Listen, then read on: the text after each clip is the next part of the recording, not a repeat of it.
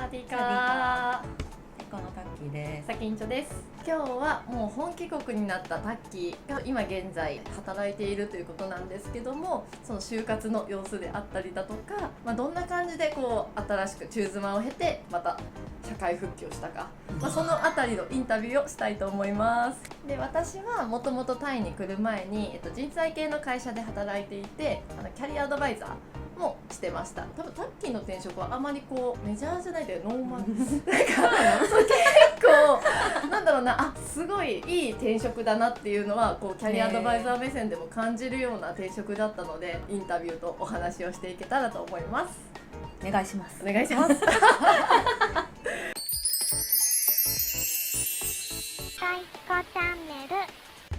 最初タッキーはいつ会社を辞めていつタイに行きましたか？2018年の4月いっぱいで辞めて、2018年の、本格的に渡ったのは7月からかな。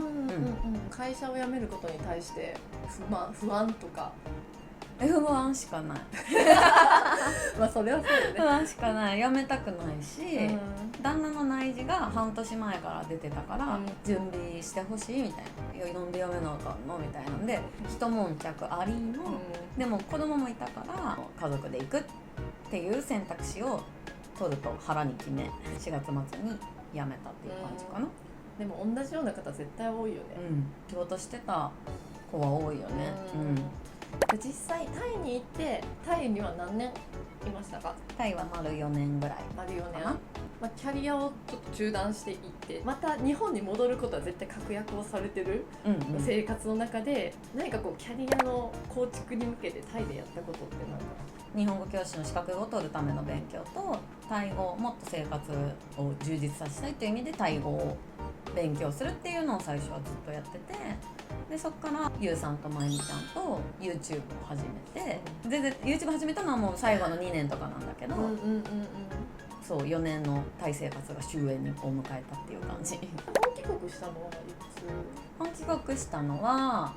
2022年の4月。就活自体はいつ始めた？7月とか8月。日本にもまだ慣れてないし、でもどんどんお金は減っていくの。間違いないどんどんお金が減っていって、でタイの時はみんな中妻だったから、平日の昼間に会えてたし、日本に帰るとみんな働いてて、長く一時帰国してくれるめぐみさんしか会う人がいなくて心強いいなくて、もうめぐみさんがタイ戻っちゃったらほんまに昼やることなかったし、そろそろ働いた方がいいかなみたいなんで、最初は始めようと思ったかな。実際じゃあ転職活をスタートするってなって、最初何から始めて？エージェント登録かな。なんかもう転職スペースとかって出したら、やっぱ出てきたから登録してみたかな。なるほどなるほど。転職活動の軸とかやりたいこととか、どんな感じのこう自分の希望を持って転職活動、自分ができることを仕事にするのか、やりたいことを仕事にするのがどっちかやなっていうのがあって、できることは銀行員だったから、資格も持ってたし、銀行系の金融は自分の強みやから、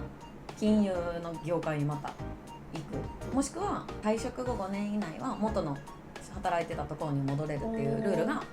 自分の会社にあったから、行きたいところに決まらへんかったらそこに戻りたいって言おうって思ってやってたから、絶対ここで決めなみたいなんではなく、こう広く見ようみたいな感じで、もうできることの金融と、それがやりたいことはやっぱりこの YouTube とかやってたし、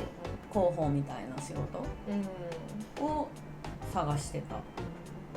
広報自体はもともと全くの未経験。そう、ただ本当に YouTube の編集ができますとか、無経験はなかった。そう、転職活動を始める前と始めてからのギャップであったりだとか、感じたことっていうのはどういうのが？ギャップは全然落ちる前の銀行とかの経験もあるし、資格も持ってるし、スッス行くんかな、こんなに落ちるみたいな感じもあって、こんなに転職の手順って分からんまま進んでいくんだみたいな、とにかく自分の履歴書が送られるようになるから、勝手に通知が来るみたいな、合格不合格ので、それが全然余裕で落ちていくみたいな。転職活動は書類選考からスタートして、履歴書と職務経歴書を出して、で書類選考が通過してやっと面接で、書類選考の通過率は私が働いてた時は人によるけど2割。へえ、少な。そうだから10社応募して2社通る、そんな世界、でしかもこう私たちは中妻ということでキャリアが途絶えてる、だから企業側からしたらできるだけこう即戦力の人を中途で採用したいという気持ちはあるから、ブランク空いてて大丈夫なんかなっていうので、多分2割より感覚落ちるんじゃないかなっていう個人的見解は、だからすごいそのめっちゃ落ちるっていうのはやっぱりそうやろうなっていうのは、めっちゃ落ちる。でも履歴書とか職務経歴書作るのってすっごい面倒くさいんだろうなって思ってた、でもアンケートみたいな項目を埋めていくだけで勝手にもう出来上がってるの。そうめっちゃ便利と思って。今は本当入力するだけでパンと PDF で出来上がりますとか、写真もアップロードするだけで履歴書のここに貼り付けられますとか、どんどんやっぱりね、進んでるから、意外とその履歴書職務経歴書作るのは今も簡単かもしれない、めっちゃ簡単。結局始めてから何ヶ月で最終今の会社に決まる？8月から始めて、2ヶ月かな、2ヶ月ぐらい。2ヶ月で決まる。これも早い事例です。あ、そうなん？実際めっちゃ早い事例。ほんまにうまいこといく人はもう1ヶ月以内で、平均3ヶ月とか。どうしてもその書類選考が面接まで 1,2 週間空きます、面接から次までも 1,2 週間空きます、だから何回か落ちてたら簡単に 2,3 ヶ月過ぎる、で普通に半年以上転職活動してる人も全然ざらにいる中で、多分2ヶ月3ヶ月は本当に早い。すごいうまくいったわ。ラッキー。なんで今の会社に最終的には決めた？面接を実際に受けた会社は6社ぐらいあって、でそのうちほぼ内定みたいなのは入ってる会社も含めて3社、その2個が金融で1個が今のとこなんだけど、だからできることの2社とやりたいことの1社だったからここにしたっていうのがめっちゃ簡単な答え、だからやりたいことを選んだ、けど30を過ぎるとどうしても未経験の転職ってやりづらくなる、もう企業も若手を育てる方が絶対その未経験だといいみたいな思考になっちゃうから、その30代でやりたいことができるっていうのも一つの大きな選択肢だし、そのチャンスを多分逃して金融行ってたら多分ずっと金融になるよね。でもその金融の人がめっちゃ優しいなって思ったのは、今じゃなくていいみたいなことを言ってくれて、内定出すけど、今じゃなくても大丈夫だから、やりたいことを見つけた方がいいみたいな、に行った方がいいって言われて、めっちゃいい人とは思ってた。それで、そう辞退させていただいて、今のメーカーの広報に行ったんやけど、今のやってきた YouTube とかも活かせるし、ブログの経験も活かせるしっていうので言ってくれはって入らせてもらってるんだけど、タイでやってて良かったこと、やっぱり YouTube やから、いやめっちゃしんどかったよ。編集もなんか別にお金ももらえへんのに、なぜこんなに徹夜で編集してるんだろうみたいな日も全然あるし、ブログも誰が読んでんだろう、こんなの求められてんのかなみたいな思う日もネガティブ全然言ってたのにもう動画もこんなの出して自己満じゃないかなみたいな、思い出ただ残して誰の役に立つんだろうみたいな思ったりしてたけど、今のその入った会社に行きたすぎて、履歴書と職務経歴書以外に今までの人生についてこうなんかパワーポイントを作るみたいなことをして、かつワードで個別に志望動機書みたいなのを作って応募したんだけど、それをしっかりした内容にできたのは YouTube 知ってた、何かに打ち込んでた。それは別に私みたい YouTube じゃなくていいと思うし、なんか別の習い事でも語学でもオンラインでなんかとか、別になんか手芸とかでもいいと思う。何でも前何でもいいと思うけど、何か打ち込めるのが見つけられたらいいんかなみたいな。それを多分探して私は YouTube だったから、たまたまそれにラッキーで出会えて、それをなぜかずっとちゃんとやってたからそう喋れる内容があった。じゃあそのポートフォリオを作ろうとかって私は自分で考えてやったわけじゃなくて、それはめっちゃいいエージェントに出会えたからで、模擬面接みたいなのもしてくれて、アドバイスもくれたし、その志望動機書を作った方がいいよとか、ポートフォリオも作った方がタッキーの気持ち伝わるよみたいな感じで指導してくれたな。こともなんかもう成功した理由の半分ぐらい占めてるかなと。だからいい人に出会うそういうのも近道かもしれないから、自分で会うそういうエージェントさんを探す。登録しすぎるとメールがめちゃくちゃ来るから、手当たり次第すぎても大変なんだと思うんだけどね。エージェント全体が悪い全体がいいっていうよりは、そこで当たる人が本当良し悪しがすごいあって、正直人と人との相性、だから喋ってて友達でもね感覚合わん人とかも絶対おったりするやん、取引先とかも、そういう感じで、だから何かエージェントが悪いというよりは多分その人が自分とは合わなかったみたいなところは絶対あるし、逆にこの人は合うみたいな。だからそういうエージェントもいろいろ登録してみて、どんな人に当たるかはちょっと運なところもあるけど、もういろいろそういうのは一つのエージェントに絞るんじゃなくって、個人的に私もエージェント側だったけども、いろんなエージェントに登録して自分に合うところを探すっていうのがストレスなくできる方法かなっていう、めっちゃ褒めて伸ばしてくれるエージェントいやマジでいろいろいる、ほんまにいろいろ、本当お互い人と人の相性って感じ気使う方がいいんかもしれんね。そういうエージェントにはもう、私はこうがいいんです、もう手厚くしてくださいとか、あんまりもう情報しかいらんとかいうのはしっかり言って、それが叶うか叶わんかとかも見た方がいいし、思ってること全部言うがめっちゃ近道な気がする。それでね対応できないエージェントだったらそこまででもいいかもしれないし、なんか絞らないことを私もおすすめはします。1個のエージェントに求人を持ってる企業は1つのエージェントに出してるってことは少なくって、いろんなエージェントに出すの無料だから、登録してたら求人が被るってことも多々ある。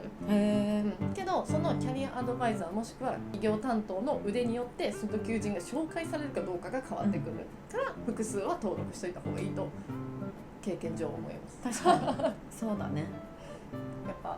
く言うのは求人も生ものっていうかな、もうね1週間経ったらもうある程度人で埋まってるとかも全然あるから、もう思い立ったが実もうすぐに応募するっていうのは、もう書類が出来上がってたら私もやることはおすすめするかな。確かに迷ってるぐらいやったら出す、8割落ちるからみたいな、もうそんぐらいの気持ちで買ったらラッキーぐらいでとりあえず出しとこうみたいな。ほんまにすぐ求人なくなるよね。人気の求人なんて倍率すごいから、10倍20倍とかもざらにあるから、もう私の場合は絶対正社員がいいなと思ったからこんな感じのルートでやったんだけど、ハローワーク行ってパート紹介してもらうとか、そういうのもしてたし、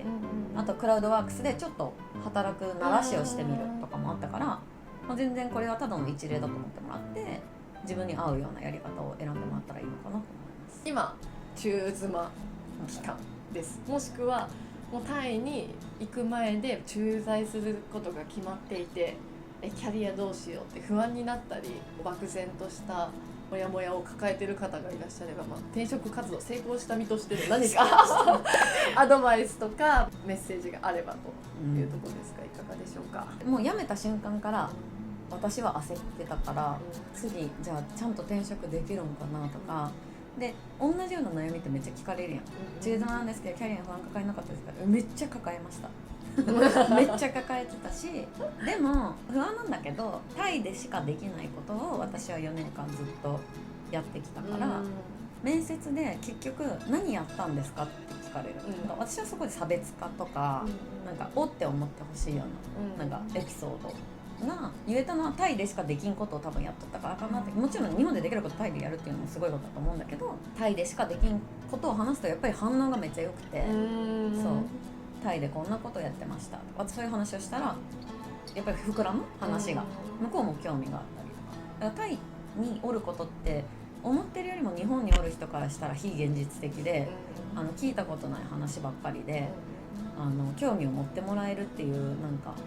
いい材料になるから、タイでしかできないことで何か自分が打ち込めるようなことがあるといいなって。キャリアに直結してなくてもタイを思う存分好きなことをやったらいいかなと思います。タイでね、そういう生活ができるっていうのは本当経験したい人がいてもできない経験だからこそ、後悔ないように私も過ごしたい。みんな楽しんでください頑張りましょう頑張りましょう私もまだ中妻期間まだまだあるので頑張りましょう、みんなで。はい、なんかいろいろ喋りましたけど、もっとこれ聞きたいとかあればコメントなり、コメントなりインスタに連絡なりしてください。はい、ではこの動画いかがだったでしょうか。いいなと思ったらいいねボタンとチャンネル登録お願いします。じゃあねー、バイバ